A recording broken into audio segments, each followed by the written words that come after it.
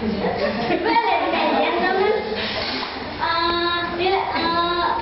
and gentlemen, currently we have been shocked by the issue about the baby shoot in China.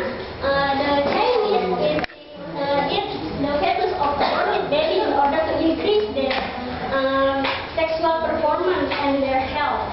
So, ladies and gentlemen, relating to our topic about baby shoot, now we invite three guest speakers with different backgrounds. The first guest speaker come from Chinese, Guangzhou. A Chinese culture expert from Guangzhou. Give applause for Mr. Chao Xian. The second guest is a member of Human Rights and Children Commission. Give applause for Mr. Fakih Wahid. An expert of Medical and Nutrition Center. Give applause for Dr. Intan Mandiri Siwamona. Ladies and gentlemen, before we start our talk show, give applause for our three guest speakers. Well, for Mr. Chao Xiang, what do you say about this issue? Is it common for Chinese eat the baby shoot? Well, actually, in the Chinese community, for example, this is not really common that happen in China. Because this is only a myth. Only some people who agree that, oh, this kind of the baby, or let's say a fetus of the baby, can increase the stamina of itself. So they eat the fetus of the baby itself to increase their stamina, especially for a man. For Mr. Fakih, according to you as member of Human Rights and Children Commission, what do you think about this issue, and what do the Human Rights and Children Commission do? Of course, we, myself, as a people of human rights, this issue is totally bad, and we should feel bad. Because of what? How come you can eat a baby as a food? It's so unhuman being. So you don't agree? Yes. Okay. Now, ladies and gentlemen, we will listen from the medical side. Well, Dr. Intan, the Chinese eat baby shoot in order to increase their stamina, their sexual performance. Is it true?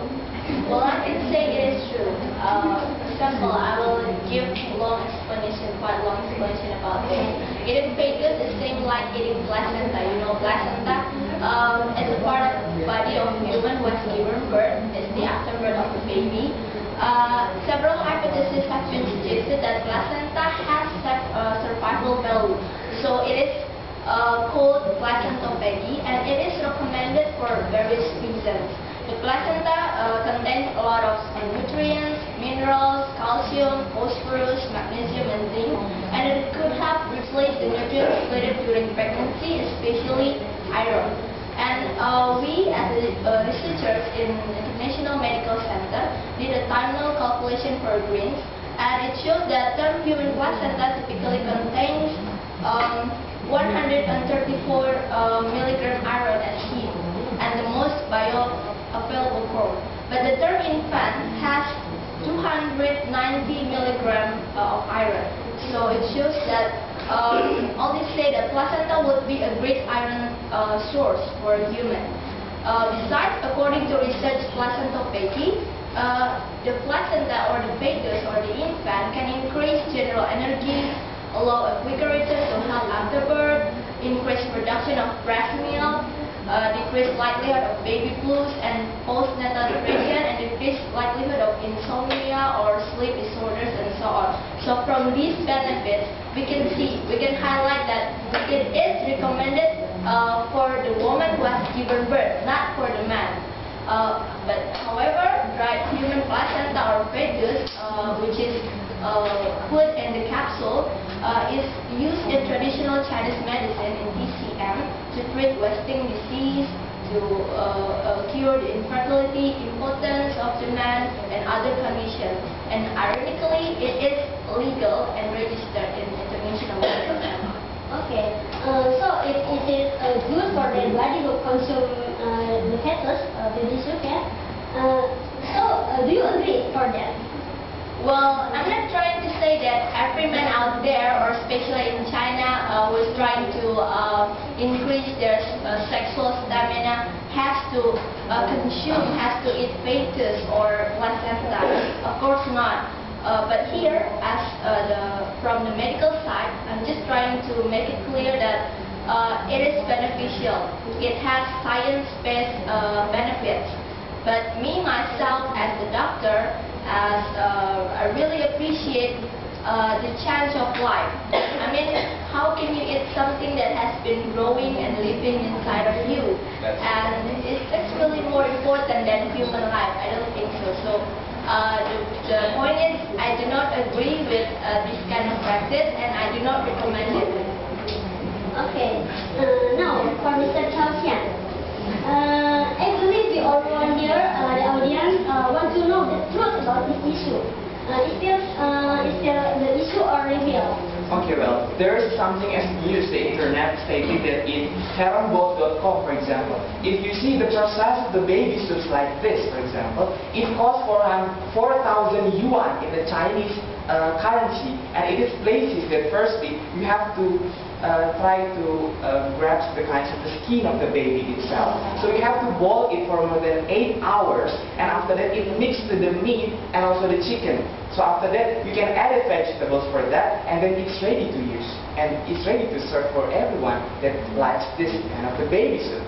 So I want to emphasize here that this is fact is tremendously happening in China. But I want to stress out that only certain and rich people who eat like this. So it's very expensive, so we cannot afford it. You can imagine. For example, there is a person who eats like this, Zuchu. She eats like this. She has to earn a lot of money. So after that, ask the restaurant community to serve this baby for more than 1 month. So if you want to serve this kind of the baby, you have to prepare and you have to book first. Then the restaurant itself will serve you not in a short time, but it's a long time. So it is actually happening in China. Okay. And according to one the article in the internet, they have local code for baby soup is carrot soup. Is it true? Yes. If you go to China, for example, this kind of the baby soup is called as spare rib soup. So it's a local jargon for the code. If you want to go to the restaurant and then I want to order spare rib soup, so it means that I want to order the baby soup. Oh. There's a local jargon in China. Okay. Now the question for Mr. Fakih. Mr. Fakih, the baby soup only happen in China now, but someday we don't know. Maybe it can happen also in Indonesia. And what will the Human Rights and Children Commission do if it happens in Indonesia? Yeah, these things will always happen everywhere because of that.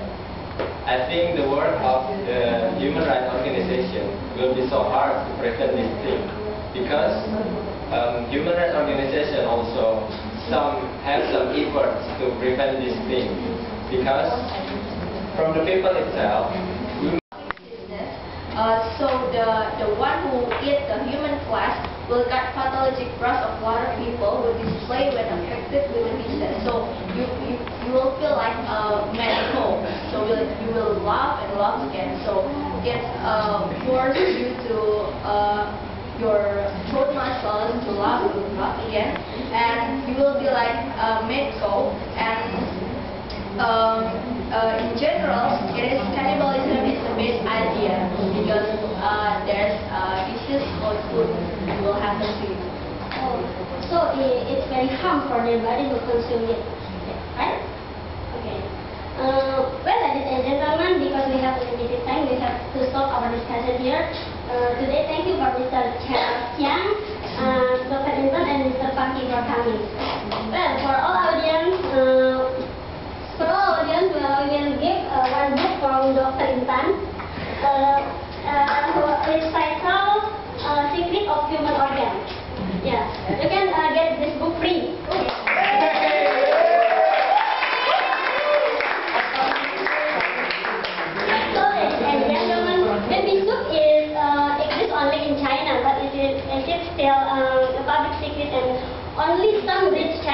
people who can do that.